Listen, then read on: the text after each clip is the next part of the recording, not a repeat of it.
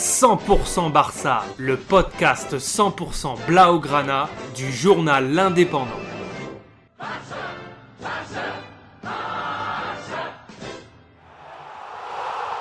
100% Barça, més que un podcast.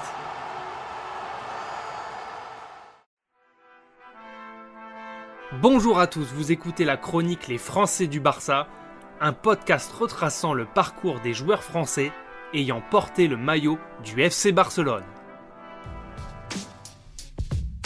Après 8 années passées à Londres chez les Gunners d'Arsenal, Thierry Henry rejoint le Barça en 2007 avec le statut de meilleur avant-centre français en exercice.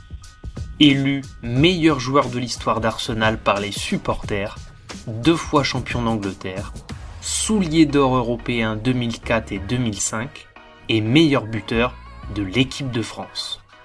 C'est une véritable star qui débarque en Catalogne pour un contrat de 4 ans et un montant de transfert de 24 millions d'euros. Thierry Henry a alors 29 ans. Il est présenté au Camp Nou devant 30 000 personnes. Le natif des Ulysses conservera son fameux numéro 14. Retour sur son passage au Barça. Henry arrive en Catalogne en 2007 avec 7 autres recrues dont Yaya Touré en provenance de l'AS Monaco et Eric Abidal de l'Olympique Lyonnais. L'équipe du Barça emmenée par le capitaine Carles Puyol a alors fière allure. Elle compte dans ses rangs Thuram, Zambrotta, Rafa Marquez, Xavi, Iniesta, Samuel Eto'o, Ronaldinho, Messi, Deco, bref, c'est une très grosse équipe sur le papier.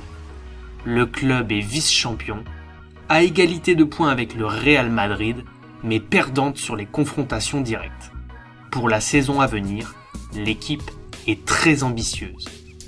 Henry commence la saison en tant que titulaire sur le côté gauche de l'attaque.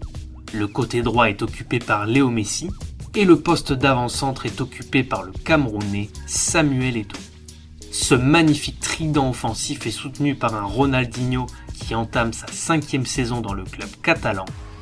Les débuts de l'avant-centre tricolore sont compliqués, puisqu'il n'a plus joué dans cette position sur le côté depuis 8 ans, mais suite à une blessure de Samuel Eto'o, Henry retrouve la position axiale qu'il occupait à Arsenal et inscrit le 19 septembre 2007 son premier but sous les couleurs Blaugrana contre l'Olympique Lyonnais d'Alain Perrin en phase de poule de Ligue des Champions.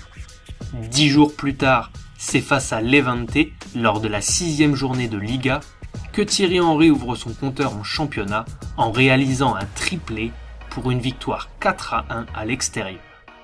En 30 apparitions en Liga, l'ancien Gunner marquera 12 fois pour sa première saison, 3 fois en Ligue des Champions et 4 fois en Coupe du Roi, ce qui fera de lui le meilleur buteur du club toutes compétitions confondues pour sa première saison. Pourtant, le club réalise l'un de ses plus mauvais exercices depuis des années, en finissant 3e de Liga et demi-finaliste de Ligue des Champions et de Coupe du Roi. Pour sa 2e saison, Henry réalise encore un meilleur bilan avec 26 réalisations toutes compétitions confondues. Il est 3e meilleur scoreur du club, à 12 longueurs de Léo Messi.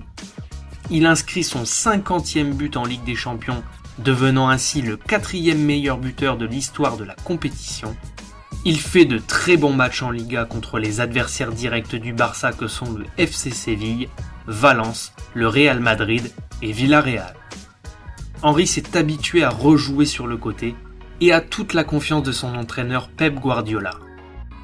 L'équipe a enregistré des changements importants avec les arrivées de Dani Alves, Gérard Piqué, Sergi Busquets qui signe son premier contrat pro, Ronaldinho et Deco, eux, quittent la Catalogne pour le Milan AC et Chelsea. Grâce à son entraîneur catalan, le Barça renoue avec son système de jeu qui a fait son apparition sous l'impulsion du technicien hollandais Johan Cruyff. L'équipe est brillante et réalise pour la première fois de son histoire un triplé historique, championnat, Coupe nationale et Ligue des Champions. Premier de Liga 9 points devant le Real Madrid, l'équipe dispose en plus d'un goal average de plus 70 forte de 105 buts inscrits en championnat. Henry remporte sa toute première Ligue des Champions à 30 ans en battant Manchester United 2-0 au Stadio Olimpico de Rome. Mais l'incroyable va se réaliser en remportant 3 nouveaux titres en 2009 avec la Supercoupe d'Espagne, la Supercoupe d'Europe ainsi que la Coupe du Monde des clubs. Jamais un club n'avait remporté 6 titres sur une année civile. La domination catalane sur l'Europe du football est absolue. Pour sa 3e saison en Catalogne, Henry marque le 355e but de sa carrière, devenant ainsi le joueur français le plus prolifique de l'histoire. Quelques blessures aux adducteurs et à la cuisse contrarient sa saison, le faisant peu à peu perdre sa place de titulaire dans l'attaque catalane au profit de l'Espagnol Pedro. Peu utilisé ou disponible, il marquera 4 buts en championnat en 21 apparitions. Le Barça finira de nouveau champion et perdra en demi-finale de Ligue des Champions face au futur vainqueur de l'épreuve, l'Inter Milan de José Mourinho et de Samuel Eto'o, l'ancien partenaire des Blaugrana.